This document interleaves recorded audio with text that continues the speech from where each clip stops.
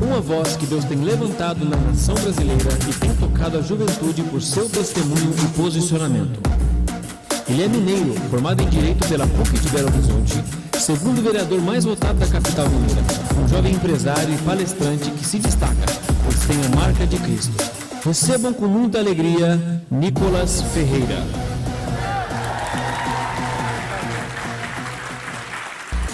Graças a paz, irmãos, amém? Tá fraco. Graças a paz, irmãos, amém? Amém. Irmãos, muito feliz de estar aqui. Eu, como um bom filho de assembleano, quero agradecer a oportunidade, né? Quero agradecer a oportunidade de estar aqui. Obrigado, irmão. É bacana porque todas as igrejas que eu tenho passado, eu realmente me sinto assim muito feliz, porque a gente está do outro lado do mundo, mas nós somos unidos por Cristo, amém? E como isso é bom, né? A gente se sente em casa, né? Quero agradecer aqui todos os pastores, pastor Jacques, pastor Paulo, pastora Keime, é isso mesmo? É Keime, né? Keime, pastora Keime, muito obrigado pelo convite, né? Muito bom estar na casa do Senhor. Antes de qualquer coisa, abaixe sua cabeça, por favor. Nós vamos orar. Senhor, muito obrigado por esse momento que nós estamos aqui. A Tua presença, ó Deus, é o mais importante. E nós te agradecemos, ó Deus, porque a Tua vontade aqui vai ser feita nessa noite. Que o Senhor, ó Deus, possa tocar os nossos corações, as nossas mentes, para que, ó Deus, a gente faça o Teu propósito aqui nessa terra. Esse é o meu pedido para essa igreja, em nome de Jesus. Amém. Irmãos, eu tenho ministrado, né, essa palestra ali no Brasil. Só ano passado foram 50 exatas ministrações por todo o Brasil, mais de, se eu não me engano, 17 estados. E eu quero só rapidamente mostrar como que isso surgiu no meu coração, né? Como disse aqui no vídeo de apresentação, eu sou formado em Direito pela PUC. E quando eu saí da PUC, né, um momento assim muito difícil, né, para o cristão. Alguém que é estudante aqui na universidade, quer dizer, melhor, alguém já sofreu por ser cristão na escola, na universidade? Levanta a mão. Ah, que bom, né? Se você não sofreu, tá errado, né? Porque se você não sabe, o mundo ele te odeia, né? Não fui eu que falei isso, foi Jesus. Então, quando eu saí de lá, eu falei, olha, o mundo, eu espero que o mundo seja o mundo, né? Mas a igreja está se parecendo um pouquinho demais com o mundo. E por que será? E eu percebi que nós tínhamos uma repulsa com relação à política. E quando eu me elegi no ano passado para vereador, foi meu primeiro mandato, minha primeira tentativa, eu falei, eu preciso falar isso para as pessoas, daquilo que eu vivo e como isso me ajudou a confrontar e não deixar com que o coletivo me pressione e que eu fique ali de joelhos perante algo que eu não concordo. Então hoje aqui eu não vou falar como político, amém? Mas como irmão em Cristo, amém? Amém. E eu quero que vocês, antes de tudo, abram a Bíblia aí, por favor, em João, capítulo 18, versículo 36. Vai mostrar a história de Jesus perante Pilatos. Pilatos era o que, irmãos? O que o Pilatos fazia? Escola dominical. Pilatos era um político. Pilatos era governador da Judéia. Então nós vamos ouvir da boca de um político o que ele falou para Jesus. Estou com essa biblinha aqui que eu perdi a minha no meio da viagem, irmãos. Vou falar que é o Satanás, não, mas pode ser ele. João capítulo 18, versículo 36 diz o seguinte: respondeu Jesus, o meu reino não é deste mundo. Se o meu reino fosse deste mundo, os meus ministros se empenhariam por mim, para que não fosse eu entregue aos judeus. Mas agora o meu reino não é daqui.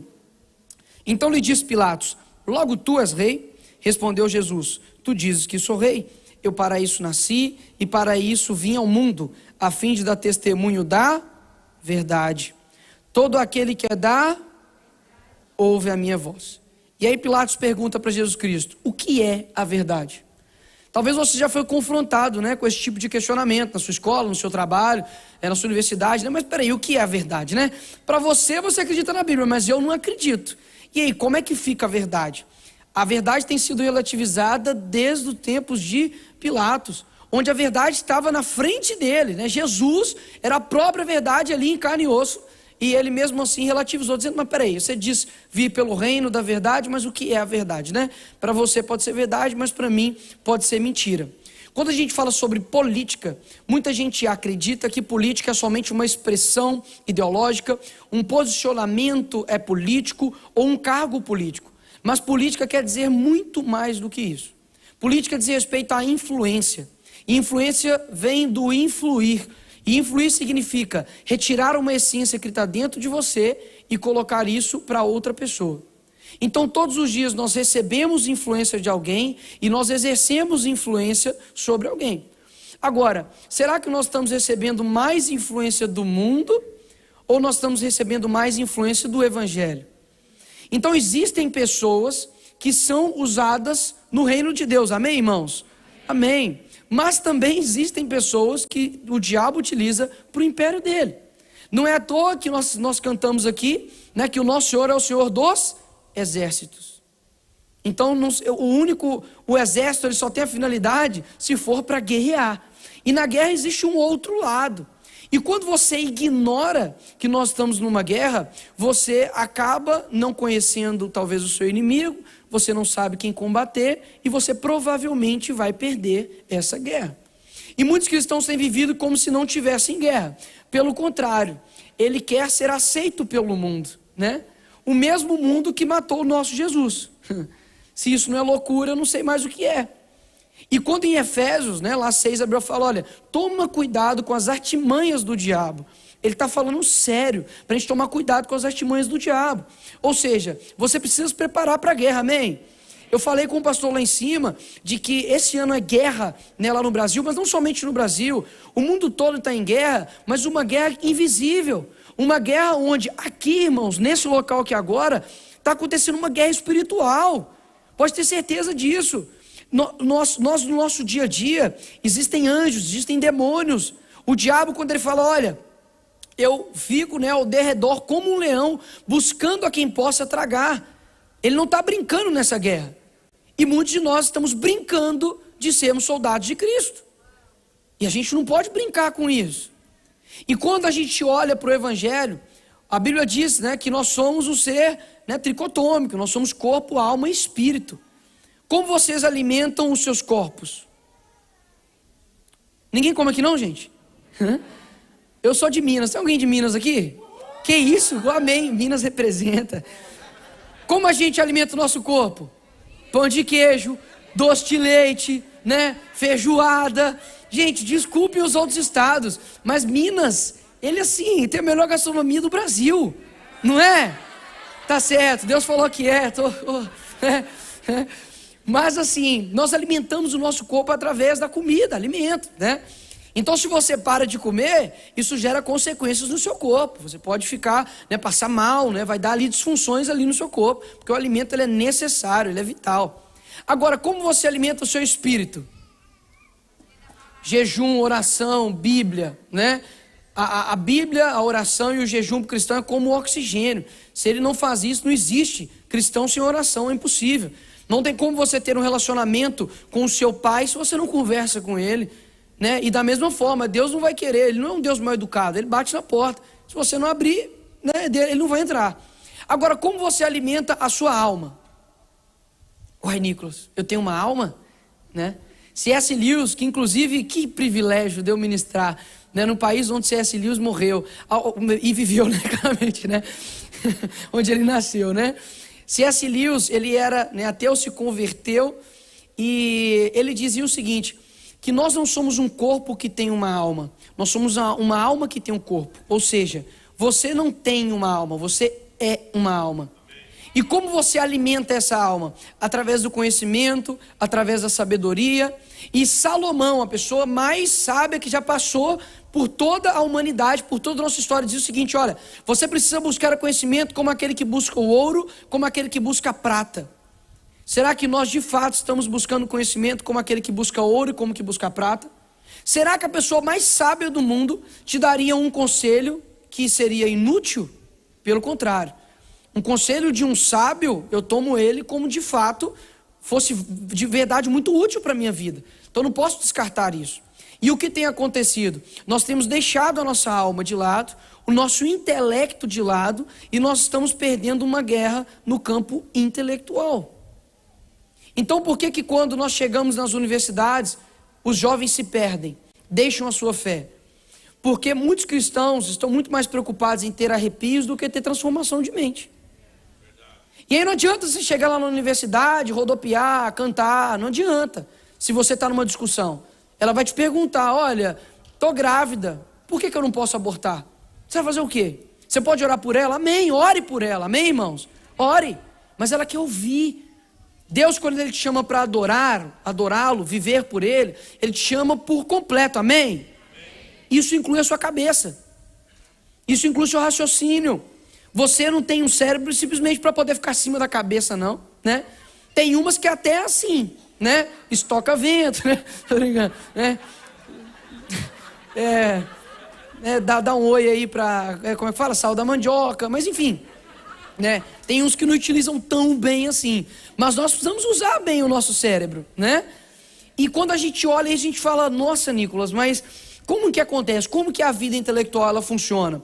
A vida intelectual é como se você estivesse subindo uma escada rolante, mas ao contrário. Então ela está descendo e você está subindo. Quando você está parado, você não está parado, você está regredindo. Então o Salomão também disse, olha, parece uma coisa óbvia, mas o óbvio, nós precisamos falar o óbvio hoje, né? Que se você parar, né, de estudar, de lembrar aquilo que você aprendeu, logo esquecerá daquilo que aprendeu. Parece óbvio. Mas se a gente não treinar a nossa mente para, olha, peraí, Nicolas, de onde vem o meu conceito de família? Vem na Bíblia. De onde vem o meu conceito sobre sexualidade? Vem da Bíblia. De onde vem o meu conceito de justiça, de bondade, de igualdade? Vem da Bíblia. Agora, o que está acontecendo? Lá no Brasil, por exemplo, pode passar, por favor. Lá no Brasil, fizeram uma pesquisa de que 70% dos jovens cristãos, eles abandonam a fé quando eles entram na universidade. 70%. Eu não estou falando de pessoas que não conhecem a Deus. Estou falando de pessoas que fizeram escola dominical, que talvez dentro de casa tenham um pastor e tem se perdido. Por quê? Porque a política não tem a ver somente com uma expressão partidária, uma expressão ideológica, um cargo político. Política tem a ver com ação, capacidade de você influenciar pessoas. Então nós estamos deixando com que o mundo influencie muito mais os nossos jovens do que o evangelho. Sabe por quê? Porque a gente tem tratado os nossos jovens como idiotas. Eu chamo, eu não estou falando de crianças, tratando os adolescentes, jovens de 15 anos, não. Eu estou falando de jovem de 40 anos, jovem de 30 anos, jovem de 60 anos, que nunca pode ser pressionado com relação ao estudo bíblico, com relação a ter uma apologética, que é a defesa da fé. A Bíblia fala, Paulo fala para a gente, olha, no começo do evangelho, a gente ter leite, tem que ter leite, tem fase na nossa vida, mas depois você precisa se colocar como um servo que sabe manejar bem a palavra. E aí o que acontece? Nós temos vários Peter Pans dentro da igreja, que não crescem, e o que acontece? Gera uma consequência, por exemplo, dentro de casa, dentro da sua família. E talvez esse jovem que faz parte desse 70% aqui que está abandonando a igreja, é algo que você deixou de influenciar. Sabe por quê? Porque na política não existe vazio. Na política, se você não preencher esse espaço, outra pessoa vai preencher. Então, se você não falar sobre sexualidade com seu filho, outra pessoa vai falar.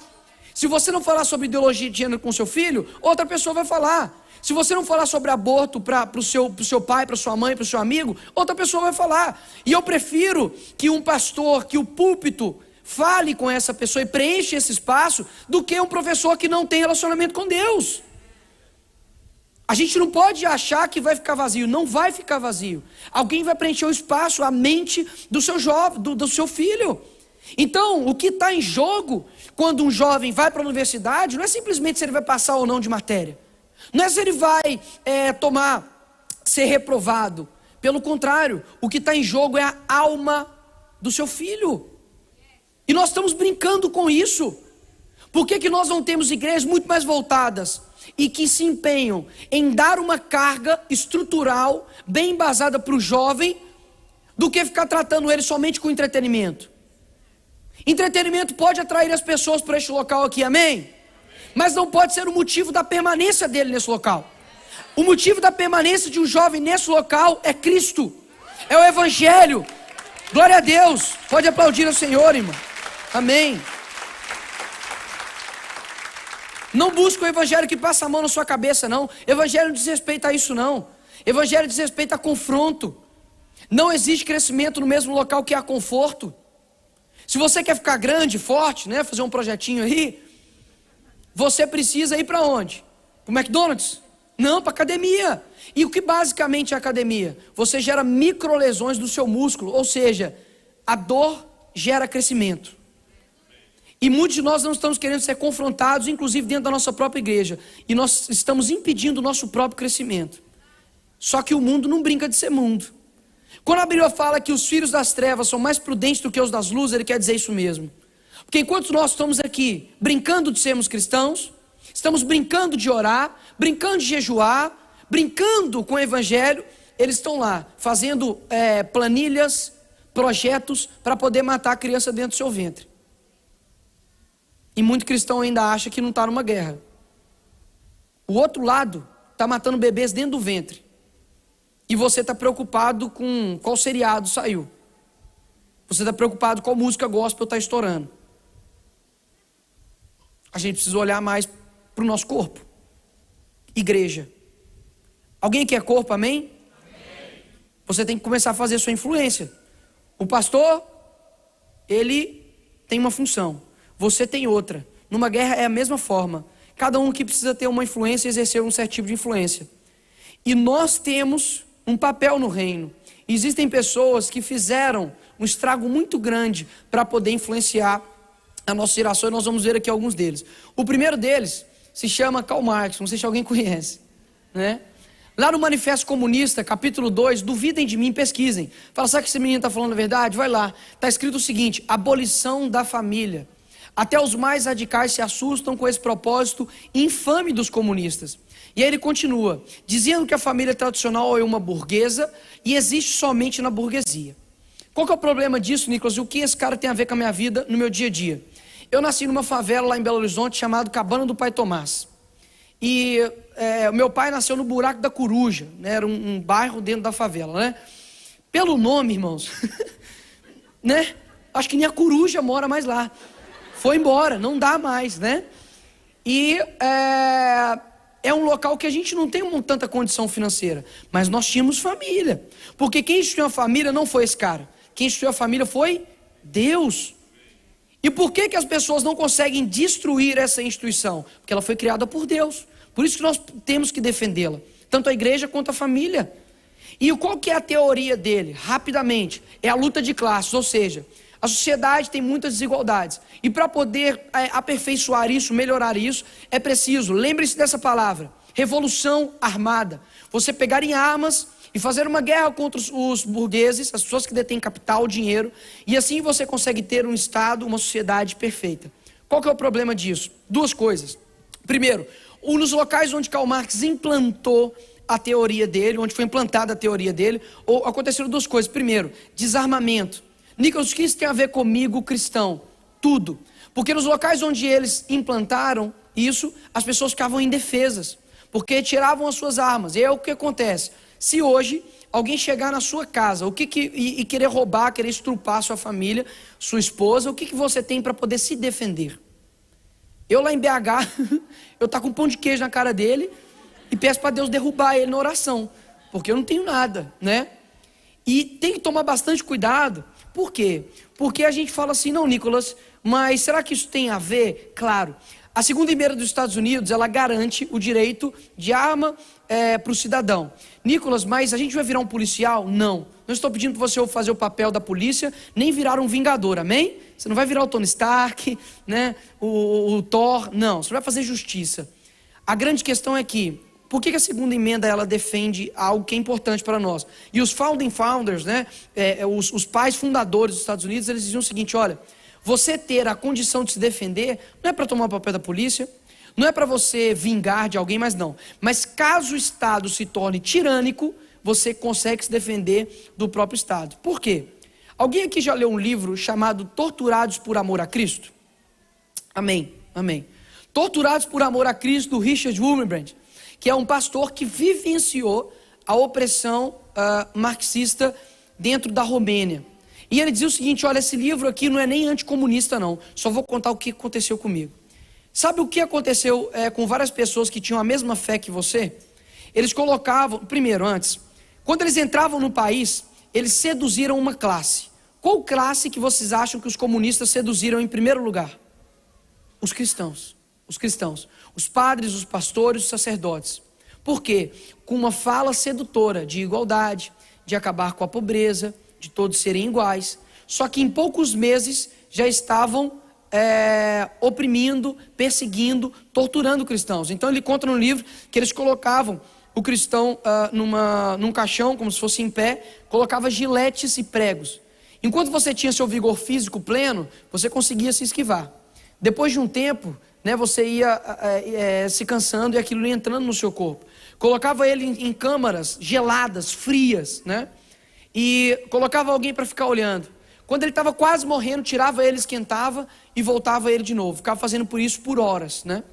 Então, a gente não pode simplesmente falar assim: Nicolas, mas Jesus não era socialista? Jesus não era comunista? Ele repartia o pão. Na igreja de Atos pedia para você, né, dividir ali os seus bens. Há uma grande diferença em você dividir os seus bens de forma voluntária e você ser coagido pelo Estado a fazer isso de forma obrigatória. É muito diferente. Jesus não veio aqui para acabar com desigualdade. Jesus não veio aqui para poder acabar com a pobreza. Jesus não veio aqui para poder fazer, né, um trabalho voluntário, não. Jesus veio aqui para poder pagar um preço que você não poderia pagar. Não deixe ninguém modificar o que Jesus veio aqui fazer. Muita gente fala assim: Nicolas, mas Deus não é amor? Sim. Mas uma das virtudes de Deus é justiça. Toma cuidado da maneira com que estão pintando Jesus para você. Jesus não é um frouxo, não. Jesus não é um, sabe, talvez você paz e amor, um Caetano Veloso, né? Gosto tanto de você. Não é isso, não. Jesus não é esse cara, não. Pelo contrário. Quando Jesus viu fazendo comércio com o nome do pai dele, o que ele fez? Raça de víboras, hipócritas, estão fazendo comércio com o nome do meu pai. E muitos de nós falam assim: nossa, mas você deve falar talvez dessa maneira.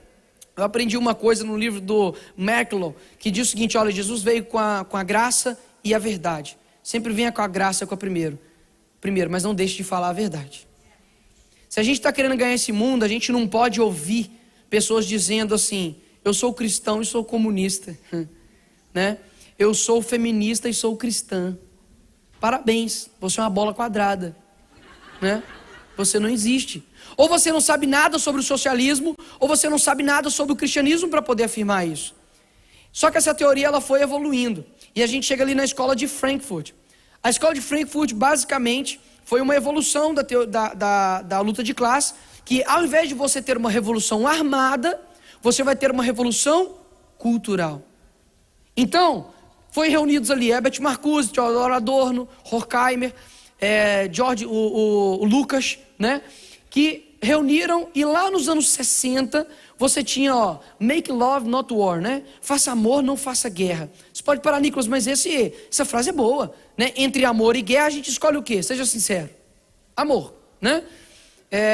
Você aí troca, né, uma noite com a sua morena, né, com a sua ungida, sua varoa, né, de Netflix para ficar tomando tiro na guerra? Estou falando para os casados, está solteiro, segura sua onda, não chegou o seu momento ainda, mas chegará. Amém? Amém, né? E tudo isso veio desencadear a teoria, né, mudança social através da cultura, lá nos anos 60. Então nós temos lá o Keep Abortion Legal, lá nos anos 60, marcado ali nos Estados Unidos pela revolução sexual. Você pode falar, Nicolas, mas essas teorias que eles fizeram, né, como a escala F, como a teoria crítica, isso tudo de fato revolucionou uma geração? Eu costumo dizer que nada que tenha sido gritado nas ruas não tenha sido sussurrado dentro das escolas. Então, toma cuidado, porque a cultura, a política, ela vai desaguar o que está rolando na cultura. Então, se está rolando algo na cultura de esquerda, na política de esquerda, é porque na cultura já está enraizado isso. Então, nessa época, lá nos Estados Unidos, você tem aumento de DST, aumento de gravidez precoce, aumento de aborto. Então, o sexo, drogas e rock and roll não foi simplesmente à toa. Tinha uma finalidade naquilo, né? O festival de Woodstock, né? Pessoas ali, né, se banhando em drogas e em sexo desregrado. E obviamente que o rock and roll, ele não é do Satanás, amém, irmãos? Amém, não é do Satanás, né? Foi baixinho, muita gente não gosta de rock aqui, eu acho, né? Mas ok, se tiver algum roqueiro aí que gosta de Fruto Sagrado, White Cross, ninguém? Amém, tamo junto. Crente raiz, tamo junto, né? E assim, você vê que o rock não é de Satanás, mas eles utilizaram um gênero para uma finalidade. Porque a música, irmãos, eu vou falar isso aqui um pouco depois, a música, ela é uma das coisas mais poderosas no mundo. Quando você está ouvindo um reggae, você fica como? Né? Gente, sem entorpecente, tá?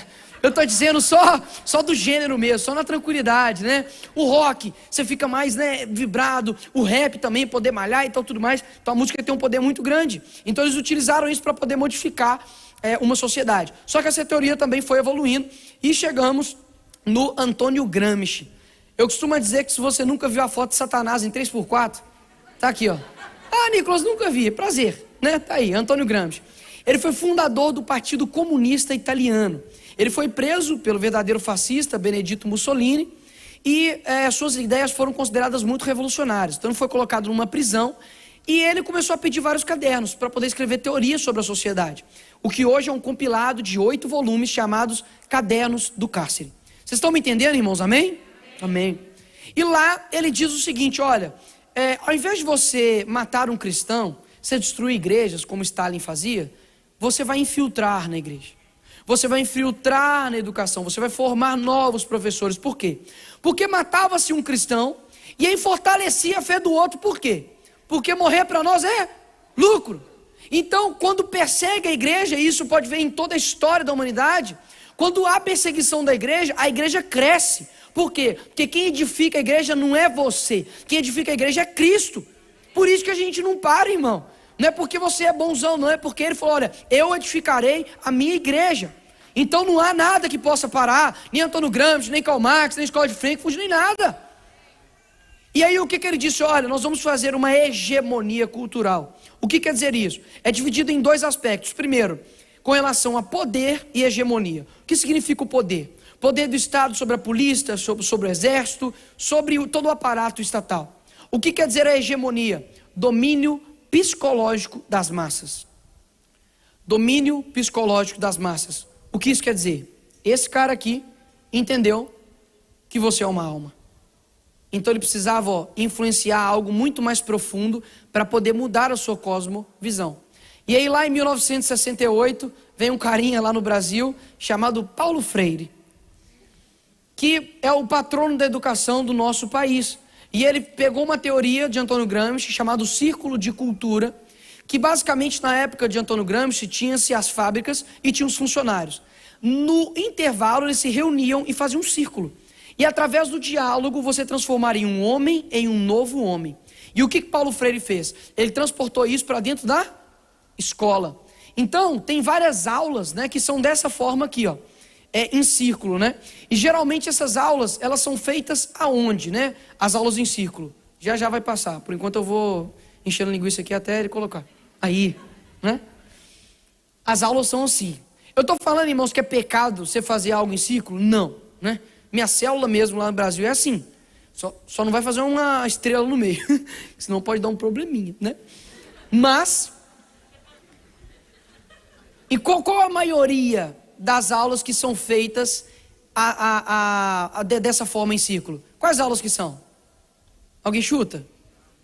Sociologia, artes, filosofia, né? E por que todo mundo gosta dessas aulas? Porque não tem aula, né? Você chega lá, fala do Bolsonaro, fala do Lula, fala não sei o quê, é isso, é aquilo, todo mundo briga, né? E acabou, e é isso aí, né? Por que ele fez isso? Porque no ciclo não tem maior ou menor, o ciclo todos os lados ali, né, são iguais, não existe hierarquia. E ele quer acabar com isso. Ele fala, olha, na verdade a educação no Brasil é opressora. Por quê? Porque o professor está numa posição hierárquica maior do que a dos alunos. Então o que nós vamos fazer é acabar com isso. Então o aluno aprende com o professor aprende com o aluno, todo mundo é igual. Só que isso tem uma finalidade, de fazer com que o professor não seja mais uma pessoa que vai ensinar, mas uma pessoa que vai ser um agente político para a revolução cultural. Por isso que hoje as escolas já não formam mais estudantes, formam ativista. O menino chega lá e entra crente e sai, né, defendendo um monte de porcaria. Por quê? Porque o professor faz a cabeça dele. E pais que estão aqui, pais, se você é pai, toma cuidado com o professor do seu filho. Não subestime o poder de um professor dentro de sala de aula. Um professor pode destruir eternamente a alma do seu filho. Eles não estão brincando de acabar com eles. Então, ao invés de ficar, sei lá, compartilhando vídeo, ficar lá, meme, dê um argumento sólido pro seu filho, conversa com ele sobre aborto, manda ele ler alguns trem, manda ele ver alguns vídeos, sabe? Deixa eu te falar uma coisa, quem tem que educar o seu filho não é a escola, não. Quem tem que educar o filho não é o Estado, não. Não terceirize a educação pro seu filho para a instituição, não. Quem delegou educação que é representante para fazer isso para os seus filhos, Deus falou, são os pais. Não fica com essa de, eu quero ser mãe de pet. Tá bom, pode ser, eu tenho uma cachorra, eu amo minha cachorra, mas ela é uma cachorra, tá? Amém? E aí você tem filho e não trata seu filho como filho, educa o seu filho, assume o seu papel de pai e mãe, horas. Amém? A gente vai ver a primeira arma que eles utilizam, que são as pessoas do seguinte, na fábrica existem as pessoas que são os diretores e tal, tudo mais, que organizam e tudo, e existem os ativistas, digamos assim, os operários, que vão lá fazer as coisas acontecerem. O primeiro se chama ativismo LGBT. O que é o ativismo LGBT? Eu sempre começo falando, porque muita gente tem medo de falar de um tema desse, né? Nós precisamos dividir entre homossexuais e ativistas LGBT. Por quê? Há uma diferença muito grande entre os dois, e muita gente não compreende. O homossexual busca uma aceitação. Então ele não se identifica ali, tem dificuldades em aceitação da sua identidade, ele busca uma aceitação. Já o ativista LGBT, ele busca uma imposição. Ou seja, ou você concorda comigo, ou você é um transfóbico, você é um homofóbico, você é um fascista, você é um taxista, você é um ciclista, você é um skatista, você é um tenista, você é um monteísta, né? Se você nunca foi chamado de fascista, uma hora vai chegar. E você vai lembrar de mim, tá? Eu nunca fui chamado, tô brincando. Eu vou passar alguns vídeos aqui, irmãos. Um mais recente, que é de uma pessoa falando a respeito da família, num coral gay de São Francisco, tá? E depois vou passar um outro mais recente também e um outro mais antigo, para ver que essa luta não é de agora. Por que eu falo isso antes de passar os vídeos? Por que eu falo isso? Que é uma arma que eles estão utilizando para poder influenciar você. O diabo, quando ele quer destruir você, se ele não consegue destruir através das drogas, através do álcool, através de qualquer um outro vício e dificuldade, ele vai ali na sua sexualidade. E a nossa sexualidade não foi o capeta que criou. Deus não criou tudo e falou assim, o sexo, peraí, diabo, faz aí, não quero nem ver. Não. Deus, ele fez a sexualidade. E ele tem prazer e finalidade nisso. Então, em Gênesis 1, o que a gente lê? Deus criou o homem e a mulher. No casamento, ele reafirma a finalidade dessa criação. Porque Deus não é um Deus de aleatoriedades.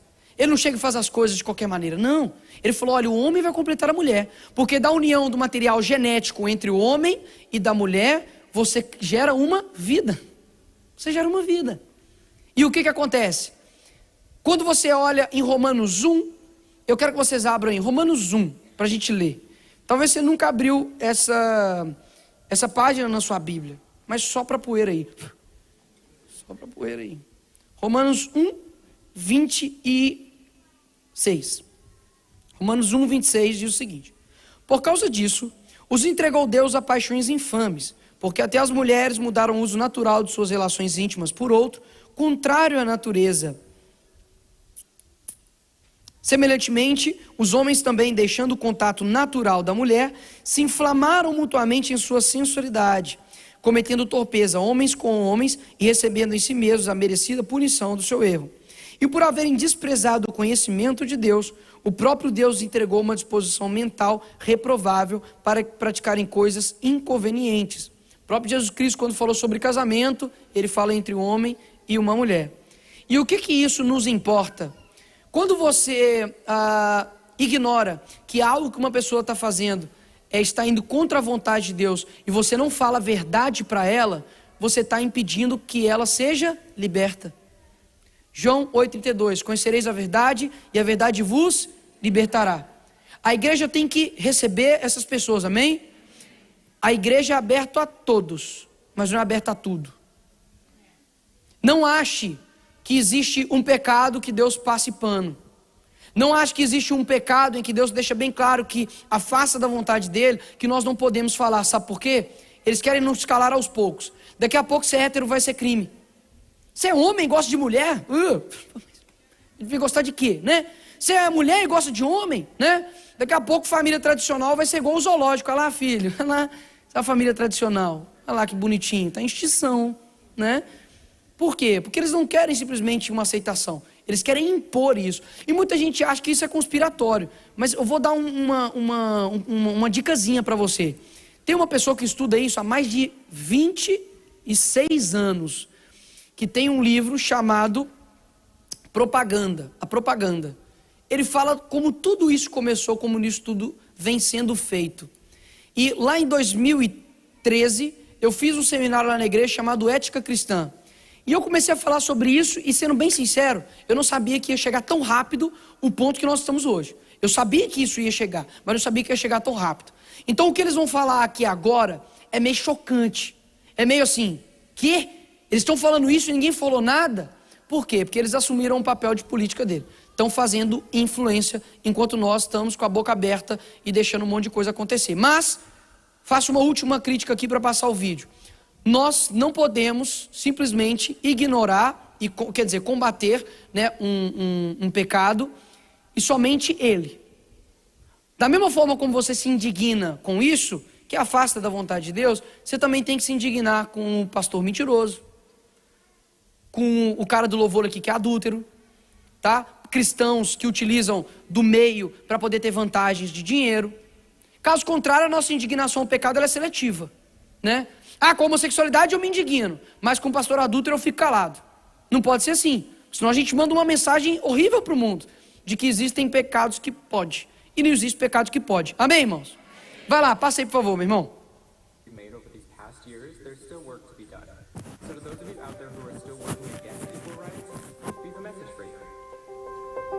You think we're sinful, you fight against our rights, you say we all lead lives you can't respect, but you're just frightened, you think that we'll corrupt your kids if our agenda goes unchecked. Funny, just this once, you're correct, we'll convert your children. Happens bit by bit, quietly and subtly, and you will barely notice it. We're coming for them. We're coming for your children. We're coming for them. We're coming for your children. We're coming for them. Your children will care about fairness and justice for others. Your children will work to convert all the sisters and brothers. Then soon we're almost certain your kids will start converting you. The gay agenda is coming home. The gay agenda is here. But you don't have to worry. Because there's nothing wrong with standing by our side. Get on board in a hurry. Because the world always needs a bit more pride. No, you don't have to worry. Because there's nothing wrong with standing by our side. Get on board in a hurry. Because the world always needs a bit more pride. Come on, try a little pride. Your children. Then we'll turn.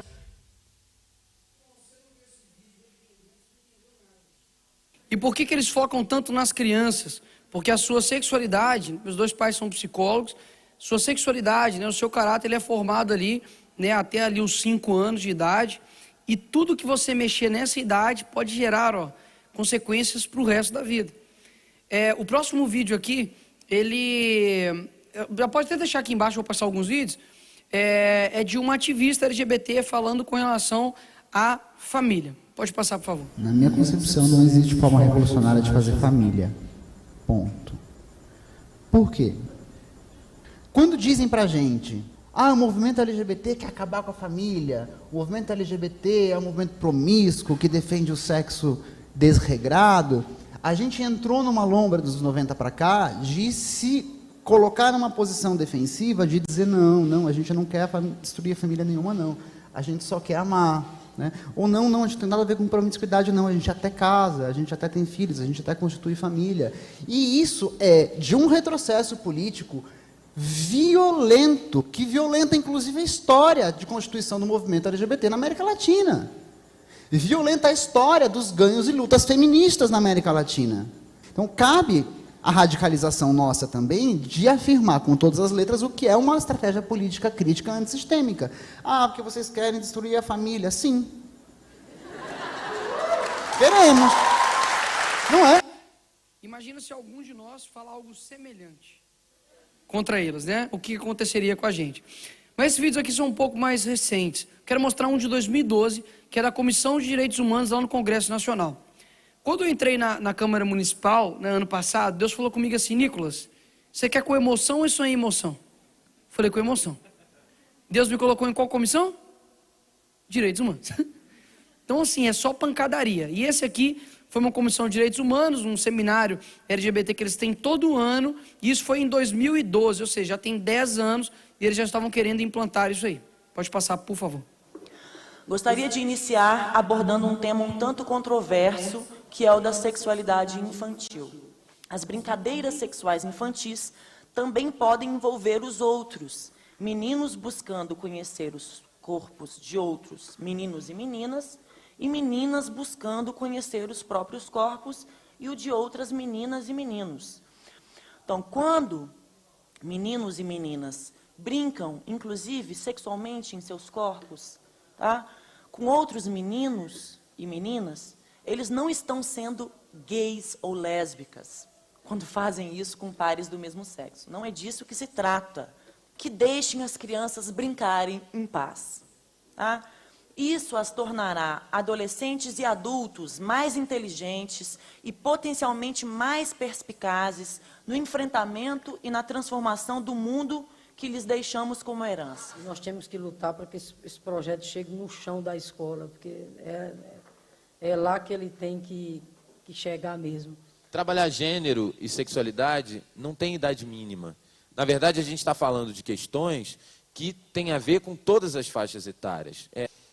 No ensino fundamental, a gente pode trabalhar de diferentes maneiras. Cada vez que alguém vai ao fundamento dessa cultura, que é a Bíblia, e toma a Bíblia ao pé da letra, a gente pode chamá-la de fundamentalista, sem medo de ser feliz. Poder de projeto, os fundamentalistas religiosos, esses desgraçados, eles têm um poder político de projeto que só está se consolidando.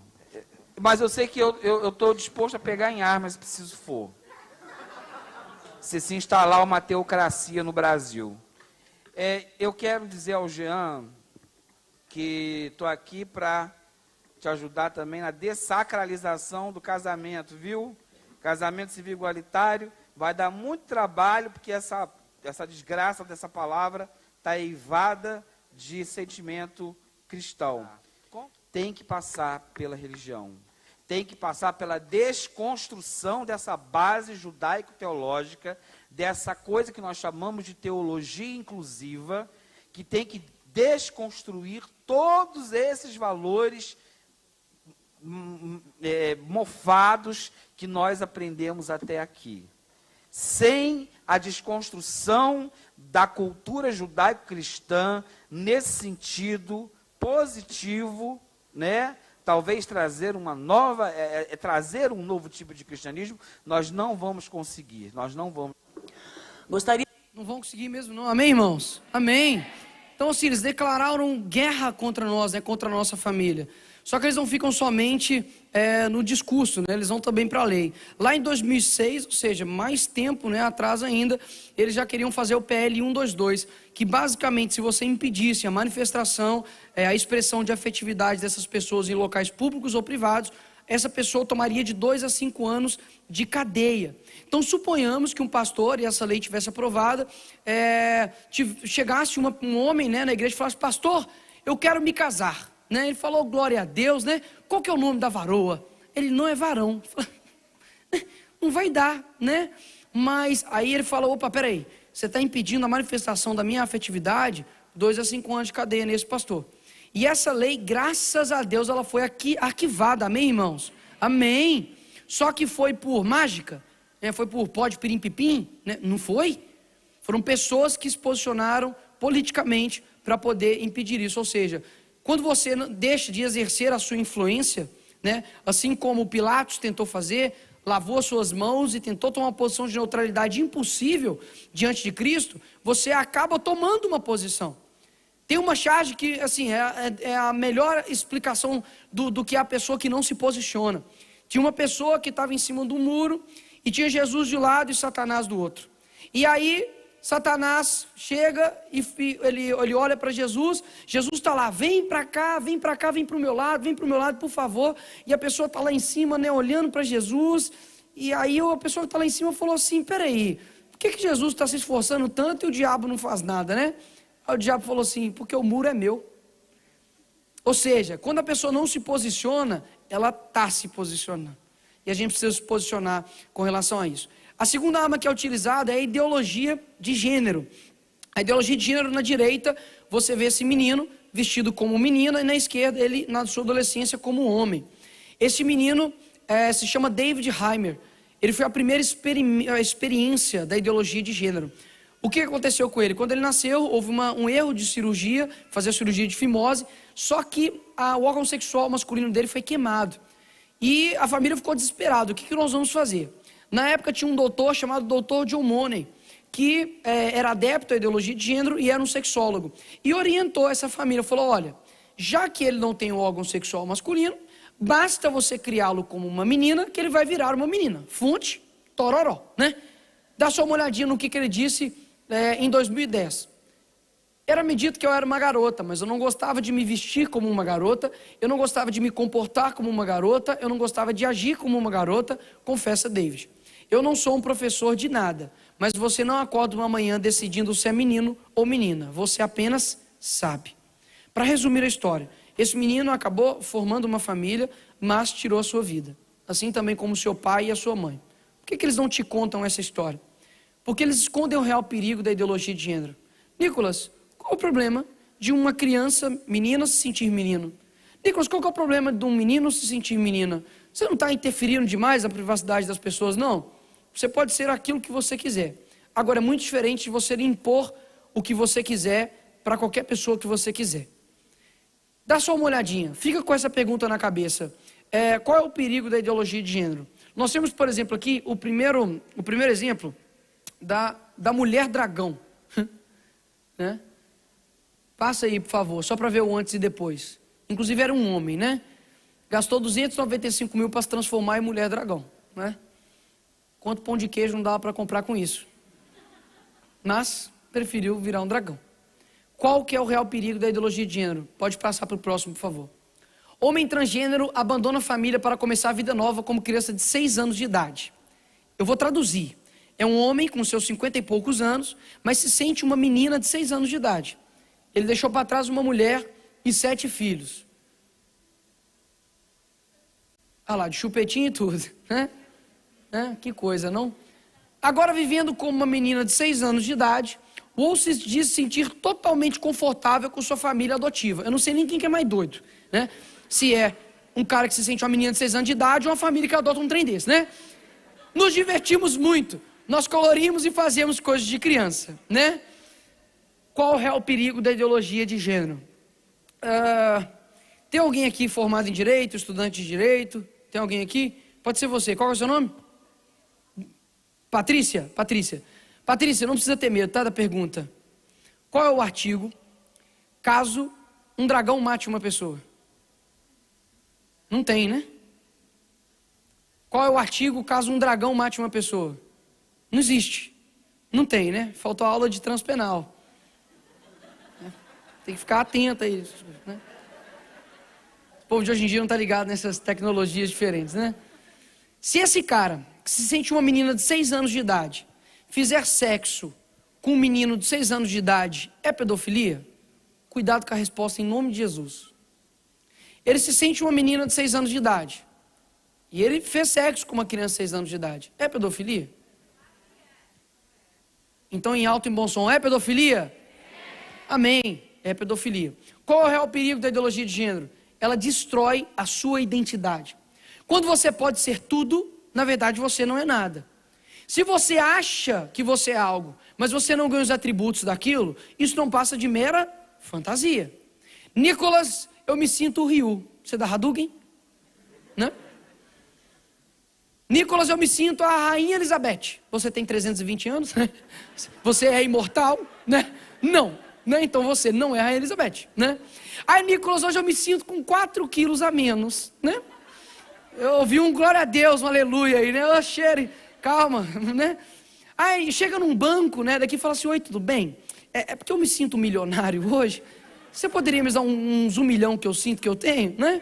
Faz o teste, se der certo, me manda um direct que eu vou sair do Brasil e venho pra cá, né? E vou ser um transbrasileiro, né? Ou seja, você olha para algo, né? Você olha para algo, você vê que não tem a estrutura física de uma criança, você vê que ela não é uma criança, pela idade, por tudo, pelo peso, mas você é obrigado a chamar uma criança. Por quê? Porque a realidade já não é mais aquilo que você vê. A realidade é aquilo que o interlocutor te impõe. Ou seja, por que vocês falam comigo que isso aqui não é uma bola?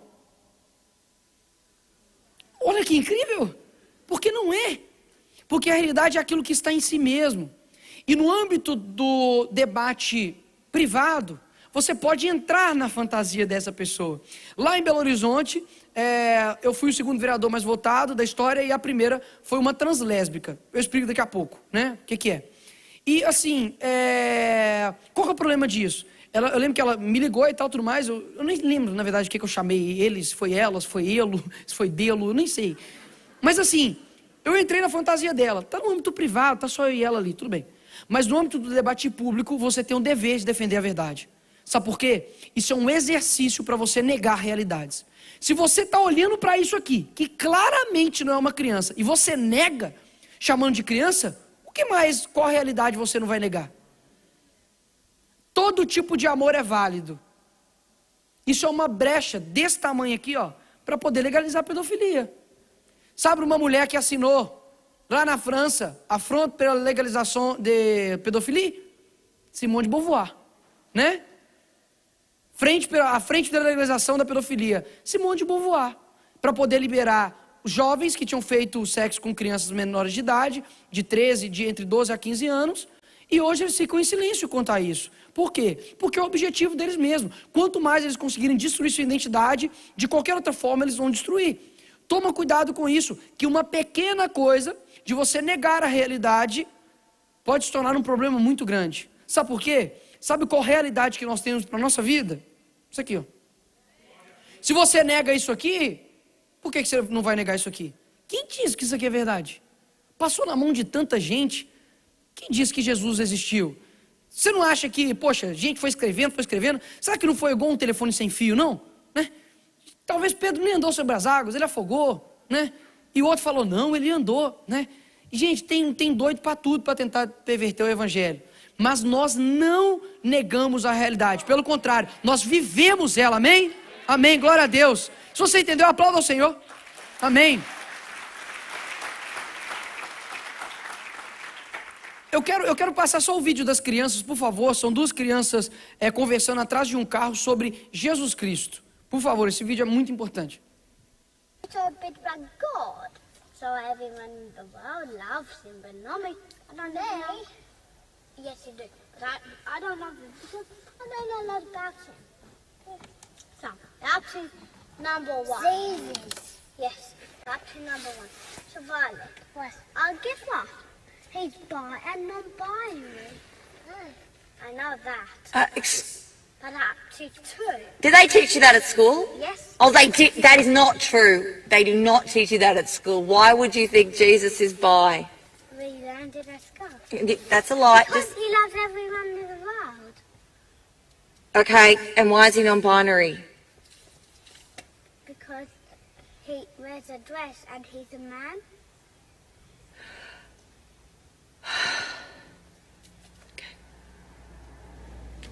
Any other fun facts about Jesus?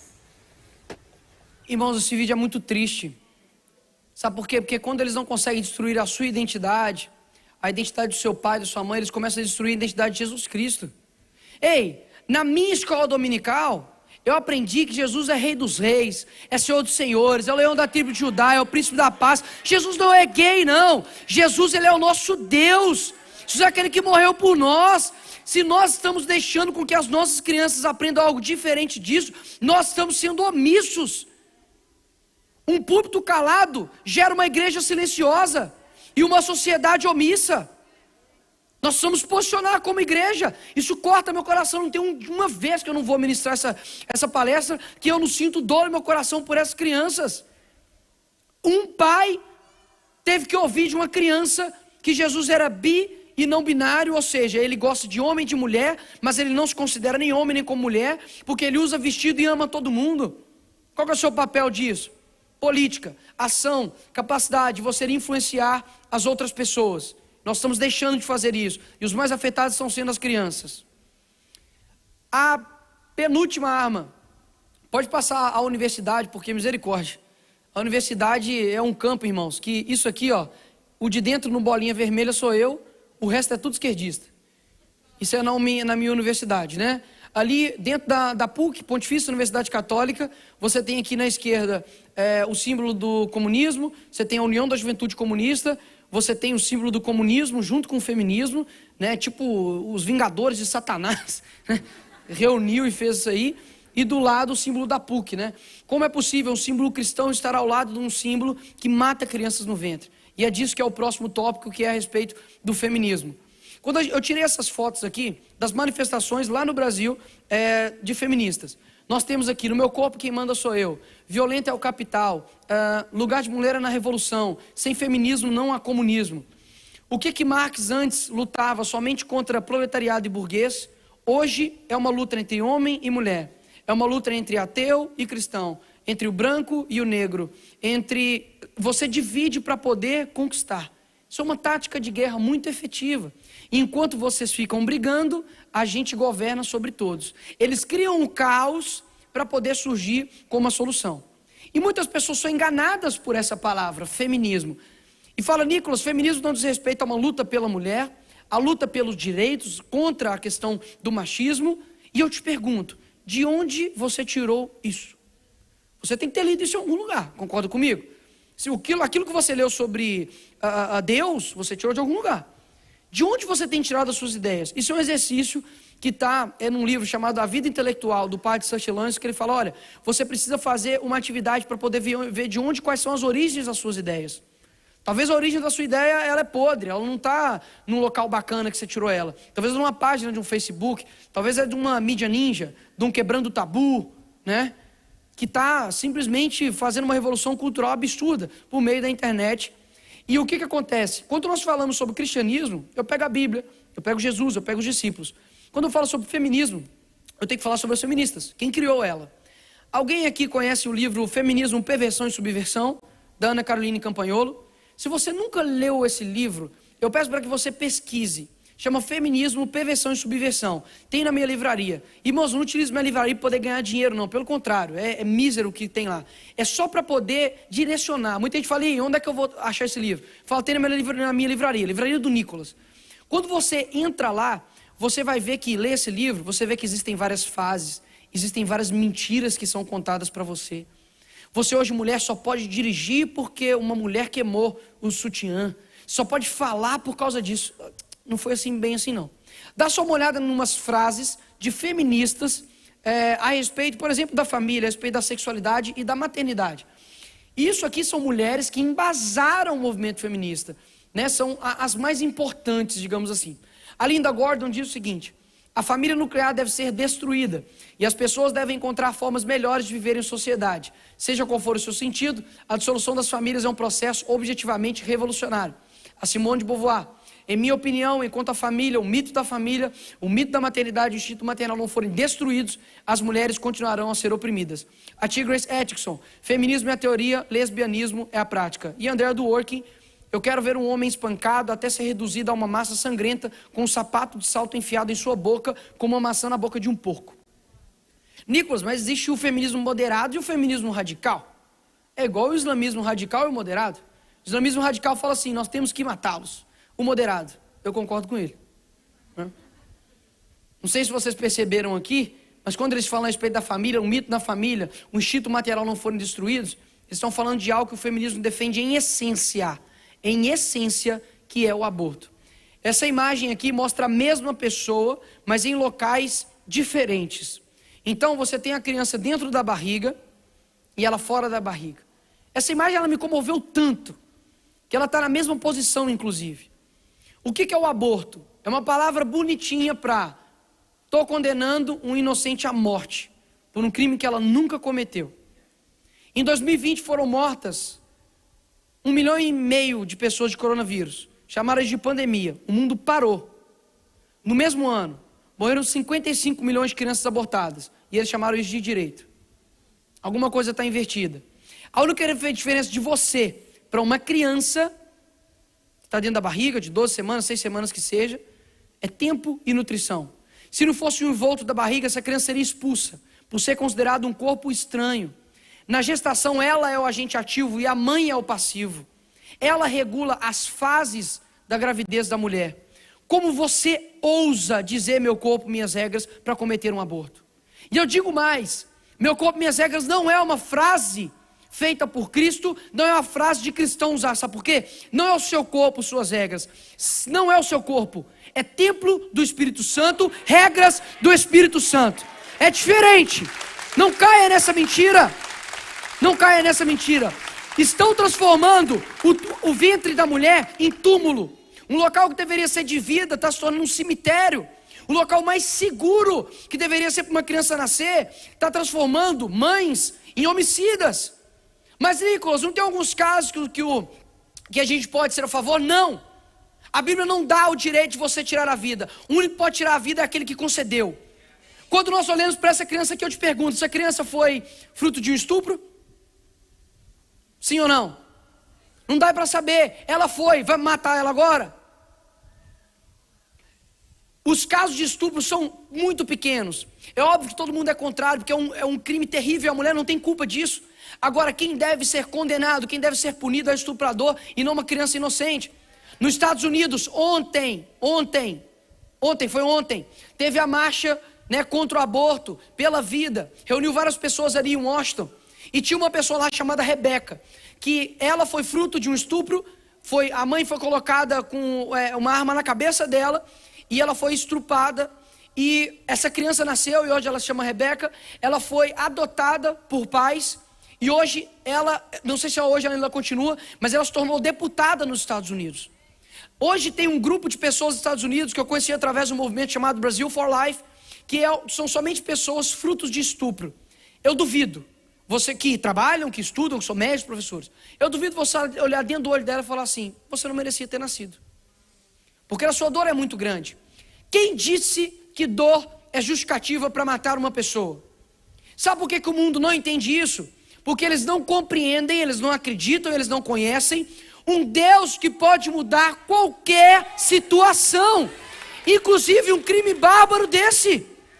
E a gente não pode simplesmente nos rebaixarmos, curvarmos os nossos joelhos, simplesmente porque o mundo está falando que é certo, porque está na lei. Irmãos, lá na Argentina foi legalizado o aborto, até 14 ou 12 semanas, se eu não me engano. Com 12 semanas a criança tem impressão digital, não tem ninguém igual ela no mundo. Ela já faz movimentos involuntários, o coração dela já bate. E aí tem gente que fala assim, Nicolas, achamos vida em Marte. Quando você vai ver uma bactéria. E quando tem uma pessoa completamente formada, chamam-se de aglomerados de célula. Sabe o que é isso? Despersonificar o ser humano. Assim como um cara aqui do lado fez, chamando os judeus de quê? De insetos. Você tem remorso quando você mata uma barata? Você tem remorso quando você mata um pernilongo? Não. Então, chama-se de aglomerado de células, que aí você não está vendo, você mata. O ser humano é assim, você não está vendo, você não tem responsabilidade nenhuma naquilo. Toma cuidado. Nicolas, como que eu faço para falar com uma pessoa que não acredita na Bíblia? Porque na Bíblia é muito claro, tá? Antes mesmo de você nascer, eu te designei as nações. Me tecestes no ventre de minha mãe. Ou a gente acredita na Bíblia por completo, ou a gente não acredita na Bíblia por completo. Então a vida ela é inegociável. Agora, como um dos argumentos para poder falar com uma pessoa, vamos lá. Suponhamos que tem um prédio e ele vai implodir. Esse prédio, a pessoa vai explodir esse prédio. Você sai correndo de lá. Aí o bombeiro chega para você e pergunta: e aí? Todo mundo saiu de lá? Pô, acho que sim. Sua mãe saiu? Putz, eu não lembro. Pode explodir? O que você responde? Eu respondo não. Estou falando de sua mãe, estou falando de sua sogra não. Né? Eu respondo não, né? Agora, minha sogra também? Não, né? Agora, suponhamos que você para e fala assim: Nicolas, é não, mas por quê? A mera dúvida te impõe um dever moral de ser contrário até que essa dúvida seja sanada. Nós acreditamos que a vida é desde a concepção, porque é meio óbvio, né? O começo começa no começo. Agora, sabe o que o mundo está fazendo? Está jogando para o alto, 50% mata, 50% não mata. O feminismo não está preocupado com a saúde de você não, mulher. Aborto é questão de saúde pública, mentira. Gravidez não é doença. Gravidez mostra que o corpo da mulher está em perfeitas condições de receber uma criança. Não acredite numa pessoa que despende dinheiro, tempo e energia para matar a sua criança, mas não depende de tempo, energia e dinheiro para poder salvar a sua criança. Essa pessoa é um canalha. E o que nós estamos fazendo? Ignorando a nossa parte intelectual, deixando de alimentar a nossa mente com relação a isso aqui, e outra pessoa está preenchendo o espaço na mente de uma jovem. Está na sua conta isso também. Se tem uma pessoa do lado seu que cometeu aborto, você não influenciou ela, você também não consegue mudar as escolhas da pessoa, cada um é responsável pelas suas escolhas, mas você tem um dever de falar com essa pessoa. Teve uma pessoa que foi influenciada para poder cometer aborto, mas graças a Deus ela não cometeu aborto, porque uma outra pessoa influenciou ela a não fazer isso. Essa pessoa chama minha avó, e a pessoa que estava dentro da barriga dela chama minha mãe. Tira um dos seus avós aí, tira, como se eles não existissem. Pensa em quantas pessoas deixam de existir, quantas histórias nós não estamos perdendo, quantos evangelistas, quantos pastores, quantos médicos, quantos cientistas, quantos dançarinos, quantos jogadores de futebol. A gente não está perdendo porque uma pessoa chegou e falou assim: tem que condenar a morte porque eu não quero mais ter. Quando você toma álcool e sai para dirigir, sem querer você mata uma pessoa, você vai ser responsabilizado por isso. Você não teve dolo, você não teve vontade, você não bebeu para poder matar alguém, mas você acabou matando. Você vai ser responsável por isso, por homicídio culposo. Agora, você tem responsabilidade, porque ninguém gera uma criança tropeçando numa bicicleta. Você tem que ter relação sexual, então você está assumindo o risco de gerar uma vida. Lá na Espanha um pastor falou algo interessante comigo: Nicolas, eu vejo um monte de jovem fazendo sexo desregrado. Desregrado. Cadê as mulheres grávidas? Onde estão? Talvez o feminismo, mulher, não te pegou com relação ao aborto, porque você é totalmente contrário, mas ele está te pegando, sabe em quê? Em te desestimular a ter filhos. Filhos são herança de Deus. Repito, filhos são herança de Deus. Acredito que uma pessoa que tem herança de Deus, ela seja mais feliz. Ela tem herança de Deus. Toma cuidado da motivação que você está querendo para não ter filhos, mas quer ser mãe de pet, quer cuidar ali de um cachorrinho. Por quê? Sabe por quê? O cachorrinho, ele não tem uma relação mútua. Você chega triste, como é que ele te recebe? Você está feliz? Né? Teve um dia cheio no trabalho? Nunca é duplo, é sempre uma via única. E a criança não, despende de tempo, despende de sacrifícios. Você, mãe e pai, arrepende de ter um filho? Não, mas ele é bênção na sua vida, amém? Amém. Não deixe com que mentiras desse movimento plantem algo no seu coração. Deus tem um propósito para você encontrar um homem fiel, para você encontrar uma mulher fiel, uma pessoa que vai se unir a você, gerar uma família. Não desista dos sonhos de Deus. Tudo que eles querem é roubar os planos de Deus na sua vida. Toma cuidado com isso, amém? Irmãos, já de fato aqui caminhando aqui para o final, com o meu tempo assim estourou absurdamente. Quanto tempo eu tenho, pastor? Mais 3 horas, amém? Glória a Deus! Tô brincando, pastor. Mas eu já estou finalizando real. O último aqui que eu quero falar é com relação à cultura. com relação à cultura. Por quê? Muitos de nós falam assim: Nicolas, e aí? Onde está essa galera toda de esquerda na minha vida agora? Eu nunca ouvi falar sobre Antônio Gramsci, eu nunca ouvi falar sobre Karl Marx. Onde que essa galera está na minha vida? Eles modificaram, como eu disse, a Revolução Armada para a Revolução Cultural. Ou seja, hoje, o que antes era sólido, você conseguiria identificar o que é comunismo, hoje é gasoso, ele está em todo lugar. Inclusive, Antônio Gramsci falava que a Revolução Cultural ela tinha que ser onipresente, silenciosa e invisível. Ela está em todo lugar, você não vê, está em todo lugar, você não vê e você não escuta, ou seja, ela está em todo lugar. E aí o que acontece? Nicolas, onde está a esquerda, o progressismo na minha vida? Quando você abre um Netflix e tem lá a sensualidade precoce, né? Você tem a romantização do adultério. O cara mais bonito na novela é o galã que comete adultério. Quando você abre o TikTok, né, de 10 publicações, né, 11 é mulheres seminuas, né? E você vai achando isso normal, ao ponto de você não compreender como isso tem te influenciado. Passa só a pesquisa, o efeito Netflix, por favor. Não precisa passar o vídeo do La Casa de Papel, não. Eles fizeram uma pesquisa no ano passado com esse seriado, O Gambito da Rainha, que basicamente é um seriado que mostra uma menina que joga xadrez, tá? A procura por tabuleiro, depois que a série estourou, aumentou 250% no eBay. O livro que inspira a série virou best-seller, não, mais vendido, 37 anos depois do lançamento. Mais 62 milhões de lares assistiram o mundo. A busca no Google por como jogar xadrez atingiu o pico da década. E o número de jogadores no site chess.com aumentou 500%. Aí eu te pergunto, se eles estão fazendo isso com xadrez, o que eles não estão fazendo com a sua sexualidade? O que eles não estão fazendo com o seu conceito de família, né? O que eles não estão fazendo com o seu conceito de homem e com o seu conceito de mulher? E a gente chega em nós, né? E os cristãos, onde nós estamos, qual que é o nosso papel em tudo isso? Eu tenho aqui um banner que diz o seguinte: Jesus pra... Não dá para ler, né? Tem um X ali no meio. Nicolas, de onde você tirou isso? Foi do diretório do PSOL?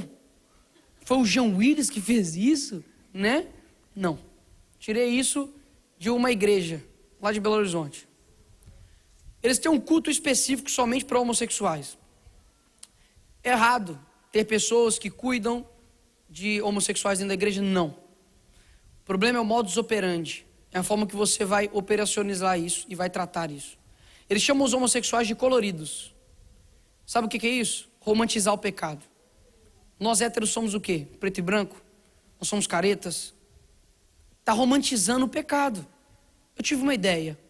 Falei, se pode ter culto coloridos, né, alegria, eu vou fazer o culto só para maconheiro. E vou chamar de fumacinha. Né? Fazer um culto só para adúltero. Vou chamar de 171 Lero Lero. Graça e paz, Lero Lero.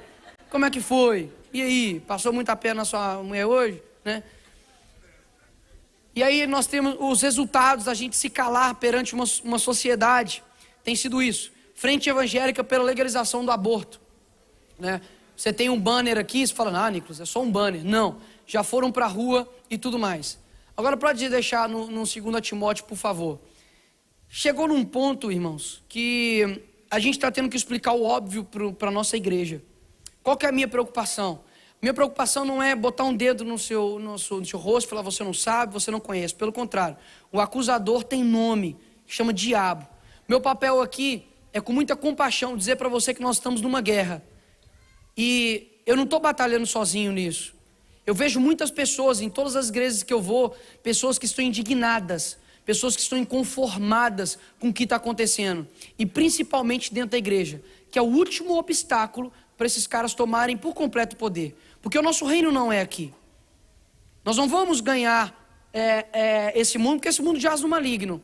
Mas eu aprendi algo. Ser cristão é fazer o certo sem esperar que dê certo. Deus, ele é um Deus onipotente. Ele não precisa que você fique, digamos, faça uma defesa, né, no sentido de defender ele. Não precisa ninguém defender, ele é todo poderoso. Mas ele tem representantes. Ele tem representantes. E ele está chegando num nível da gente explicar por que um cristão não pode fazer uma música com um funkeiro. Da mesma fonte pode sair água doce e água salgada? Quando a gente lê, não existe comunhão entre as luzes e as trevas. A gente não acredita nisso, porque a gente nunca aplica. Sempre tem um jeito da luz ter comunhão com as trevas, nem que seja um pouquinho. Sabe o que está acontecendo? O mundo está tendo uma visão diferente do que é Jesus Cristo. O nosso evangelho não diz respeito a um evangelho que não te confronta. Pelo contrário, C.S. Lewis diz o seguinte: olha, se você quer uma religião confortável, eu não te indico o cristianismo.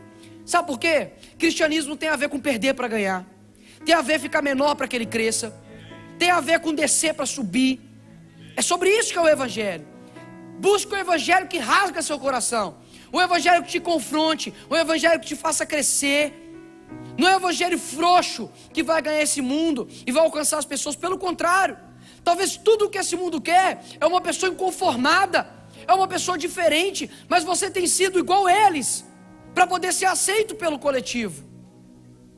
Irmãos, seja cancelado por esse mundo, mas seja aprovado por Cristo. Fique de pé, por favor.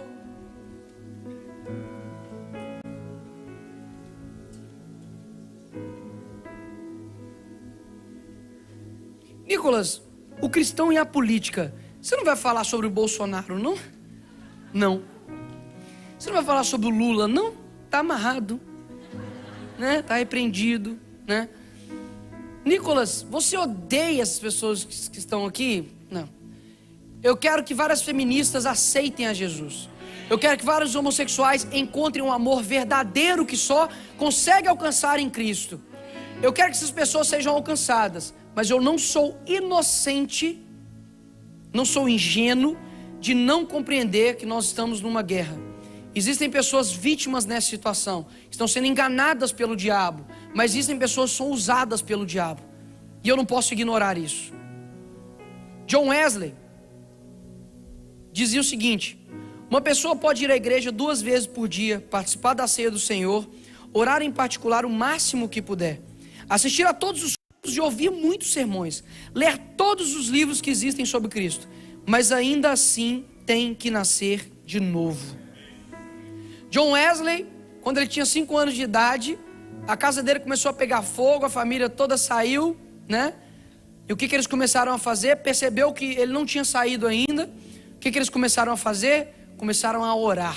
Começaram a orar lá fora da casa deles. Os vizinhos, né, falaram com eles, e os vizinhos começaram a orar, e eles fizeram tipo uma ponte humana e conseguiram resgatar John Wesley, a tocha que saiu do fogo.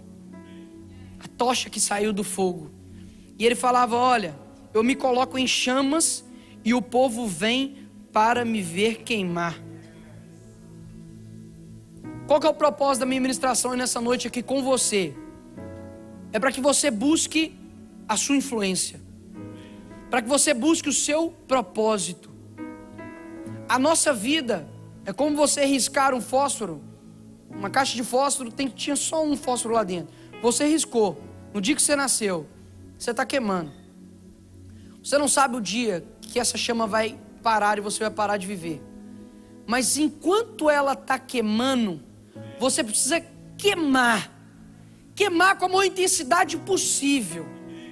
É impressionante como pessoas de outras religiões fazem loucuras pelo Deus dele, como um cara que ficou 30 ou 40 e tantos poucos anos com a mão levantada em prol do Deus dele. E a mídia, todo mundo fala: meu Deus, olha que pessoa incrível, olha o que é a loucura que ela faz pelo Deus deles.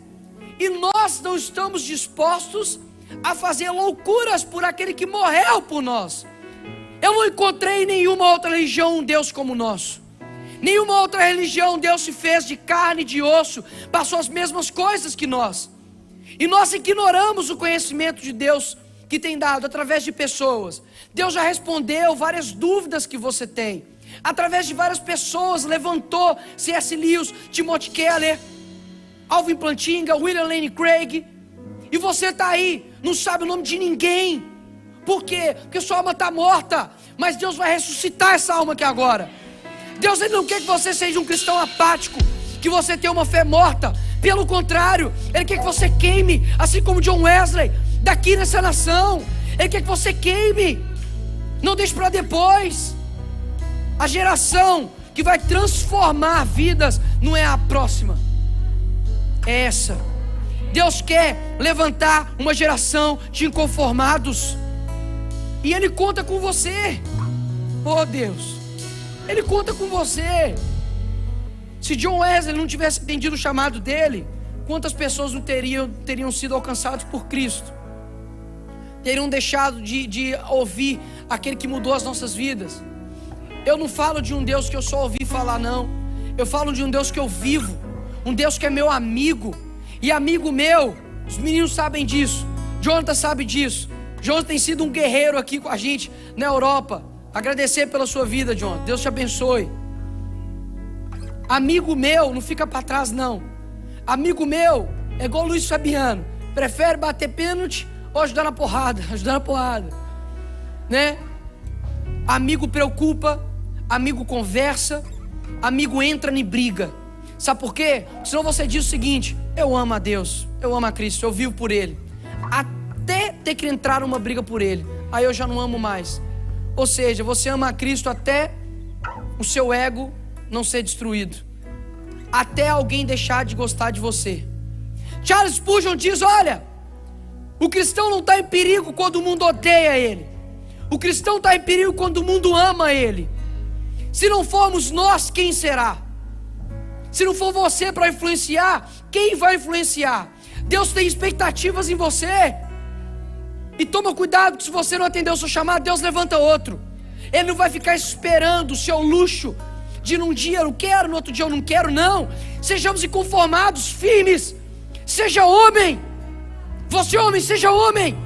Ser homem, eu aprendi no livro que é: pega uma estaca, coloca, enfia e não sai da posição. Daqui para trás, não. Daqui para trás da minha família, não. Não é você, Estado, não é você, sou eu vou cuidar dos meus filhos. Eu não sei por aquilo que seu coração queima, eu não sei por aquilo que seu coração é inconformado, mas eu sei de algo, que quando nasce o inconformismo no seu coração, nasce também um chamado. Qual é o seu chamado? Qual é o seu propósito? Pelo que você vive, pelo que você vive, está disposto a morrer. Oh Deus, transforma corações agora, Senhor. Igreja, fica em oração. O Espírito Santo está aqui. O Espírito Santo está aqui.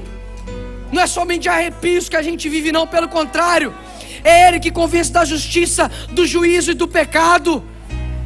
Não foram por palavras de sabedoria, de conhecimento, mas foi pelo Espírito Santo. Não é o movimento que vai salvar a Inglaterra, não é um presidente, um primeiro-ministro, não é uma rainha, não é um sindicato. Quem vai salvar e vai transformar a Inglaterra e todo mundo tem um nome, que é Jesus Cristo. Aleluia! Glória a Deus! Aleluia! Glória a Deus! Glória a Deus! Glória a Deus! Glória a Deus!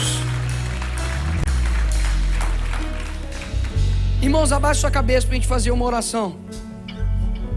Senhor, eu oro agora, Pai, para que o Senhor, ó Deus, enxugue todas as lágrimas agora, mas que o Senhor, ó Deus, penetre no coração, ó Deus, e que o Senhor venha gerar um inconformismo que incomode, que nunca mais essa menina que está aqui deixe de falar na sua escola o posicionamento dela, que nunca mais, ó Deus, essa pessoa que tem um chamado que estava adormecido, mas que o Senhor soprou, assim como uma chama, ó Deus, estava se apagando, o Senhor soprou e voltou um fogo, ó Pai, agora. Que o Senhor venha manter, ó Pai, esse fogo, Senhor. Mantenha, ó Pai, o coração dessa pessoa que já estava desistindo, mas o Senhor venha fortalecer agora em o nome de Jesus. Venha trazer, ó Pai, em nome de Jesus, força. Venha capacitar, ó Deus, em o nome de Jesus. Que o Senhor, ó Pai, venha, ó Pai, transformar essa geração através de um homem, através de uma mulher, através de um jovem que está aqui nessa noite. Nós não ministramos, ó Deus, um Deus falso, um Deus fraco. Pelo contrário, nós sabemos o Deus que vive. Não foi Karl Marx que dividiu o mundo antes e depois.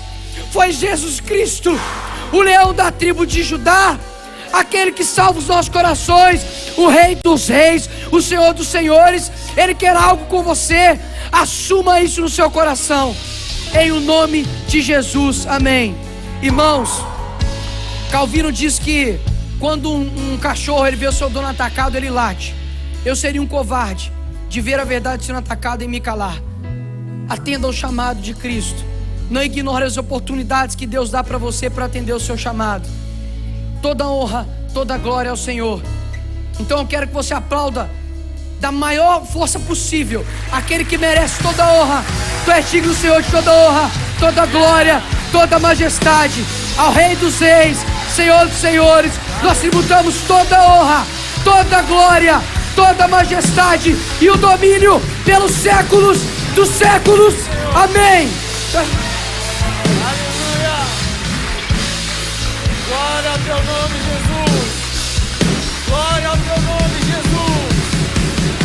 Glória ao teu nome, Jesus! Oh, aleluia!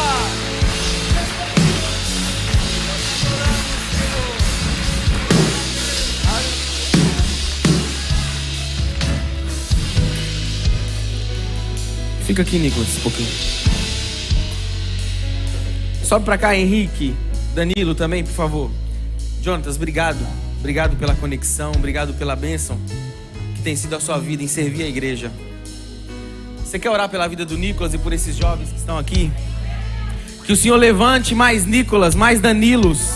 Que o Senhor levante mais Henriques, mais Jonatas. Que o Senhor levante valentes no nosso meio para brigar por algo que tem valor. A família, o reino, os nossos filhos, aquilo que Deus criou. Que o Senhor levante na nossa geração mais homens e mulheres ousados como esses que o Senhor tem levantado. Se você puder, estenda as suas mãos aqui, nós vamos orar.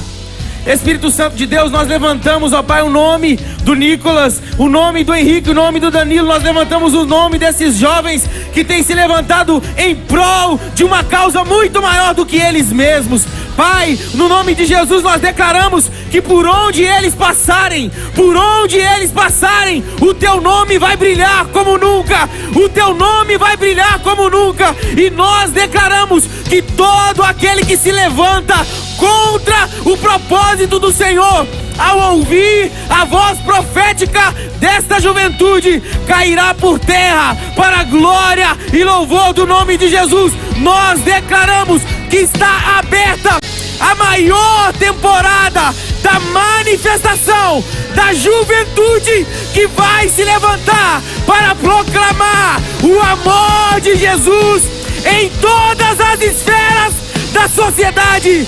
Nós declaramos em nome de Jesus. Será que você pode aplaudir ao Senhor? Em nome de Jesus, nós declaramos isso. Amém e amém. Antes do Nicolas ir,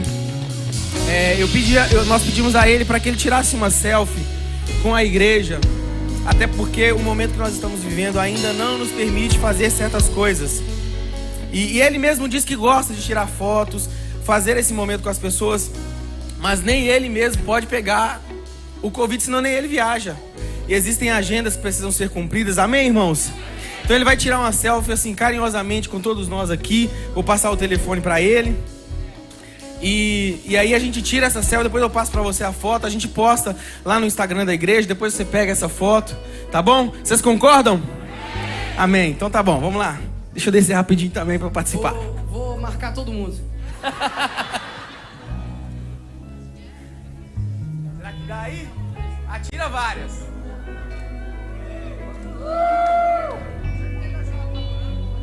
Vai. Fazer um vídeo também, qualquer coisa. Acho que o vídeo é até melhor, né?